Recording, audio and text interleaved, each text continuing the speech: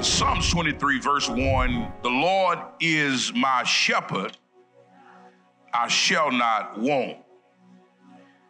He make me lie down in green pastures. He leadeth me beside the still waters. He restoreth my soul. He leadeth me in the path of righteousness for his name's sake. Yea, though I walk through the valley of the shadow of death, I will fear no evil, for thou art with me. Thy rod and thy staff, they comfort me. Thou preparest the table before me in the presence of my enemies. Thou anointest my head with oil. My cup run over. Surely goodness and mercy shall follow me all the days of my life. And I will, somebody say, I will dwell in the house of the Lord forever. This next verse, Psalms 24:1, is for my own sake. The earth is the Lord, and the fullness thereof, the world, and they that dwell in. The word is already blessed. I want to speak from this small topic, the Good Shepherd. You may be seated. The Good Shepherd. The Good Shepherd. Over the years, when I first started to minister, I always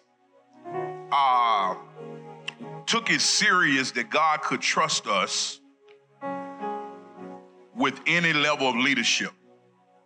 I'm talking about back in a small space in time. I came out of many small spaces. I came out of many small places. But regardless of the room I was placed in, I always wanted to be two things. I wanted to be excellent and I wanted to be faithful. Out of every space, I've always been in spaces, small spaces, having to make do with just nothing. Just taking anything and trying to make something out of it. The first church I showed you years ago was a grocery store that had been abandoned probably 15 years before I took it.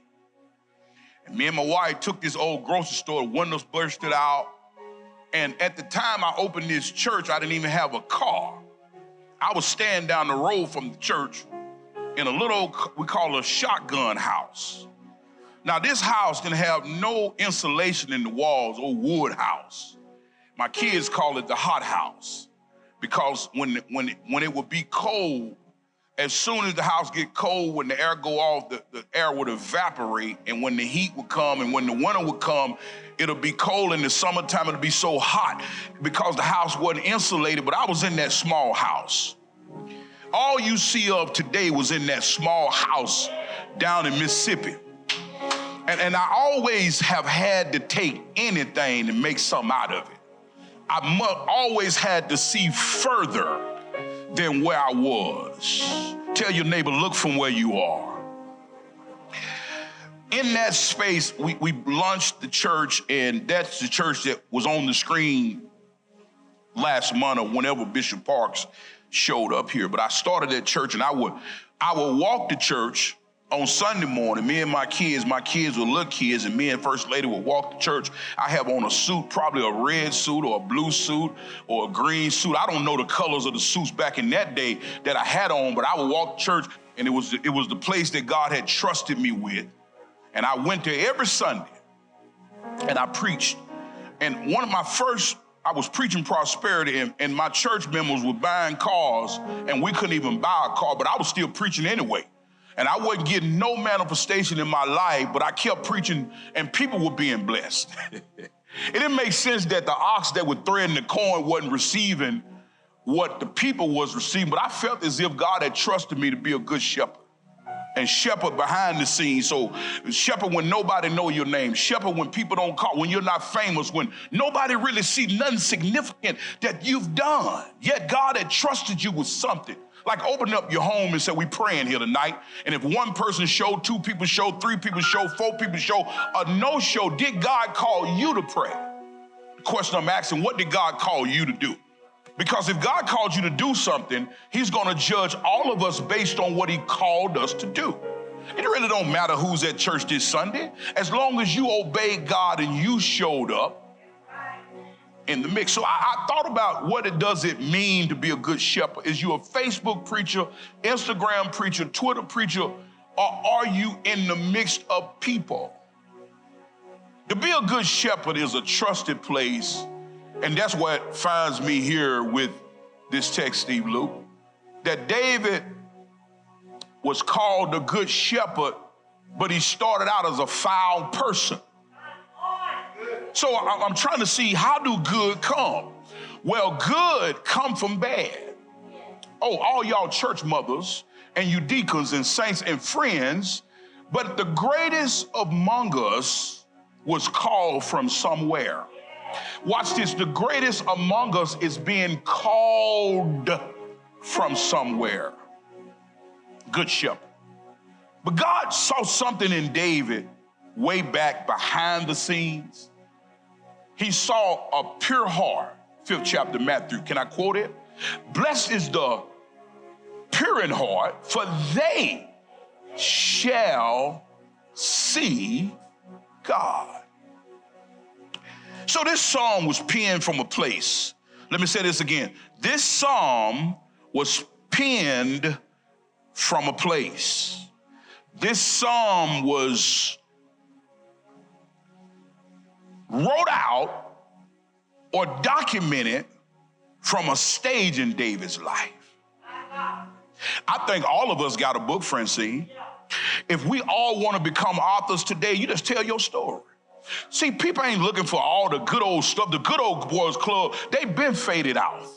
But there's enough hell going on in the world right now that the worst story gonna get the New York Times bestseller. Because honestly, the fact is, what we are now is a very bad space in time. Yet, it's the greatest time that we can reach more people for Jesus, that we can let our light so shine before men that they may see our good work and God get the glory. All my Facebook audience online viewing me this morning. David was called the good shepherd because his time with the sheep was a seasonal season. Let me say it again. The time that God had assigned him to the small before he released him to the masses. So isolation is an assignment.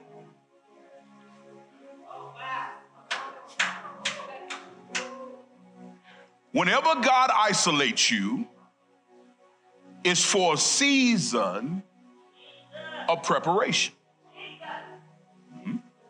When God isolates you or restricts you or pull you or hides you, he merely hides us to reveal us. The hiding space is lonely. The hiding space it can be in our day, it could be depressing. In our day, the hiding space could be very, very empty space. Because sometimes when you're being hid, it don't feel good for God not let people see you. And it makes you feel as if, do I have anything to offer? I want to talk to your heart today. But as I look at my journey and I looked at all I have been through and I've seen many things over the years, it's been a magical story. I could write a book on several seasons of several stages of my life. But this stage that David is talking about, it was a personal stage, yet he wasn't the only ones. He was the one of 8 sons of Jesse. He was part of the family, yet he was the black sheep in the family.